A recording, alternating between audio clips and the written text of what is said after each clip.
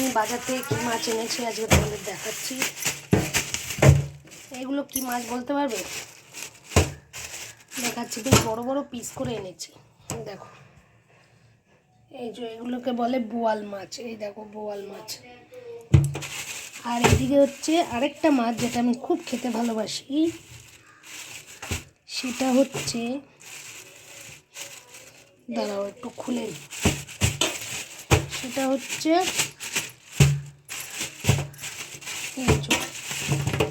Shirting মাছ। তো এই দেখো, এই শাটিং মাছ আর ডিমও তো নিয়ে এসেছি। ডিম সে ঠিক আছে, মাছ না কিনলে একটু বাঙালি বেশ ভালো লাগে না, বাঙালি বাঙালি ভাবটা আসে। যাই বলে আমি মাছ ছাড়া খেতে পারি না। মঙ্গল শনিবার মাঝে মাঝে নিরামিষ খাই, কিন্তু আমার ভাল লাগে না মাছ ছাড়া খেতে। তো চলো হাতটা ধুয়ে নিই। এবার রান্নার ব্যাপারটা দেখাচ্ছি। রান্না দেখো, এখানে রয়েছে ডাল, আচ্ছা এখানে কালকে আমলকি ভাত, আর কালকে আলু ভেন্ডি ভাজাটা ওটা শেষ হয়ে গেছে। সকালে ব্রেড খেয়েছি, এখন চা সকাল থেকে আমার দুবার খাওয়া হয়ে গেছে। চা খেতে আমি খুব ভালোবাসি, আমি প্রচণ্ড চা এডিক্টেড লোক। আরেকজনকে এখন দেখাচ্ছি, তিনি হচ্ছেন আমার ছেলে। এই দেখো, হ্যাঁ দেখাবো দেখাবো, দেখো আমার ছেলেকে। হ্যাঁ হ্যাঁ, এবার দেখাও।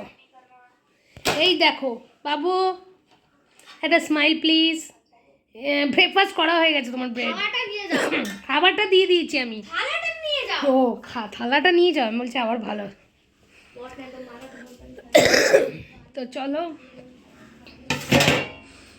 এই রান্নাঘরের অবস্থা, রান্নাঘর ঠিক করব। তো আজকে আমি রান্না করব। কালকে বলেছিলাম তোমাদের যে রান্না করার কিছু করব না।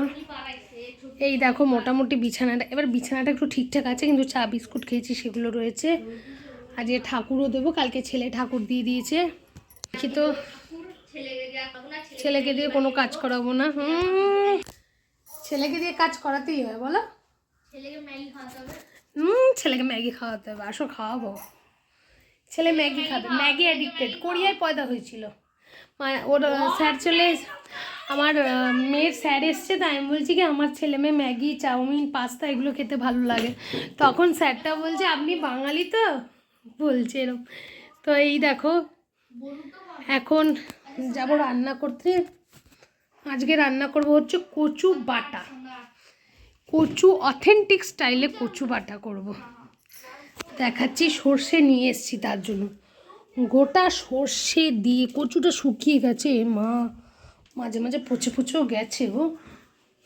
যাই হোক, বাদ দিয়ে কচু করব। নিয়ে আসি, কিন্তু সব সবজি কি একদিন রান্না করা, ফ্রিজে রাখা উচিত ছিল। তো যাই হোক, বাদ দিয়ে দিয়ে আজকে বেটে ফেলবো। খাওয়ার তো ব্যক্তি, হ্যাঁ মেয়ে একটু কচু বাটা খায়। তো চলো ঝটপট করে আজকে রান্না করিনি। আর আমি একটা রান্নার চ্যানেল ভাবছি খুলবো, সেটা হচ্ছে তার মধ্যে শুধু রান্না দেব। তো সেই চ্যানেলের লিঙ্কটা আমি দিয়ে দেবো আমার ডেসক্রিপশন বক্সে। আর প্লিজ সেই চ্যানেলটা দেখবে। আর আমার আরেকটা হিন্দি চ্যানেল আছে, সেই চ্যানেলটাও দেখবে। ভিউজ খুব বেশি না, তবুও তোমাদের সাথে শেয়ার করতে ভালো লাগে। দেখো, ভিউজের জন্য তো সব কিছু করা হয় না। আর এটা আমাদের এমন না যে আমরা এদের ইউটিউব দিয়ে সংসার চলে। তবুও ইউটিউব করি কারণ হচ্ছে একটা স্মৃতি, পরবর্তীকালে বুড়ো বয়সে দেখে স্মৃতিগুলো দেখে ভালো লাগবে। আর দ্বিতীয় কথা হচ্ছে, আমার ব্লগিংয়ে তো রান্নাবান্নাই বেশি পাবে, কারণ ঘরদোর ধরো একই রকম থাকে। খুব একটা আমি ঘরদোর গোছগাছ করি না, জিনিসপত্র নাড়াচাড়া করি না, যেহেতু আমার শরীরটা খারাপ থাকে, ডাস্ট অ্যালার্জি আছে। তারপর তোমার তো জানো, আমরা সবথেকে বড় রোগ হচ্ছে আমার ডিপ্রেশন, অ্যাংজাইটি। ওই জন্য মাঝে মাঝে ইচ্ছে করলে ব্লগিং করি, না হলে করি না। কিন্তু ইচ্ছে আছে যে করব। আজকে যদি রেগুলার করতাম আমার চ্যানেলটা অনেক দাঁড়িয়ে যেত, কেন আমার সমসাময়িক যারা কয়েকটা ব্লগার্স আছে তাদের সাথে আমি খুব, মানে মানুষকে, শোনো, মানুষ যে আছে না খুব বেইমান হয়।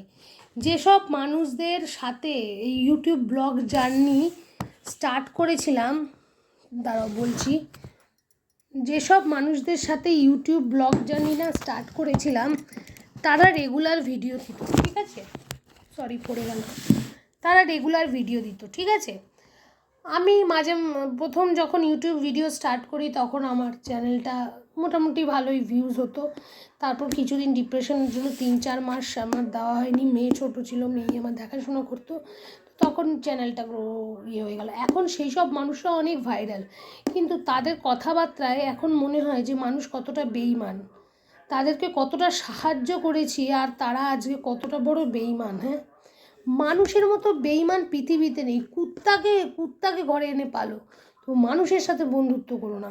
আর কাউকে খুঁজো না বন্ধু হিসেবে, কাউকে খুঁজো না সঙ্গী হিসেবে, নিজেই নিজের সঙ্গী হও, সেটাই সব থেকে ভালো, কাউকে না। আর একটা কথা, সময় তোমরা শিখিয়ে দেবে, নিস্তব্ধতার থেকে বড় বাণী কিছু নেই।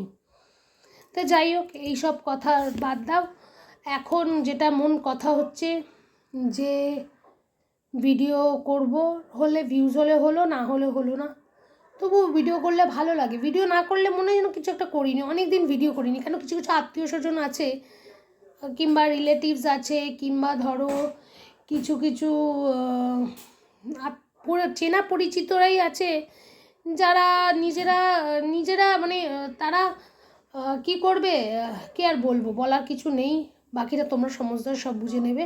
তবে এখন ভেবেছি কি, যে যা বলুক এক কান দিয়ে শুনবো আর এক কান দিয়ে ভাগ করে দেবো।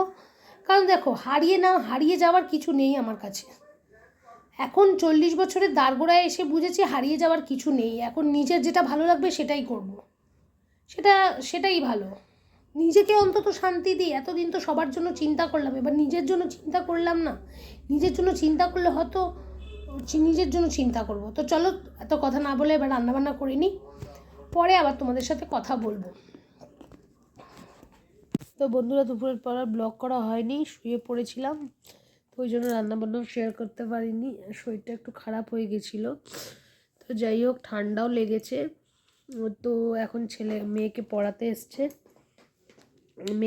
এসছে, আর এই ছেলে দেখো কি করছে।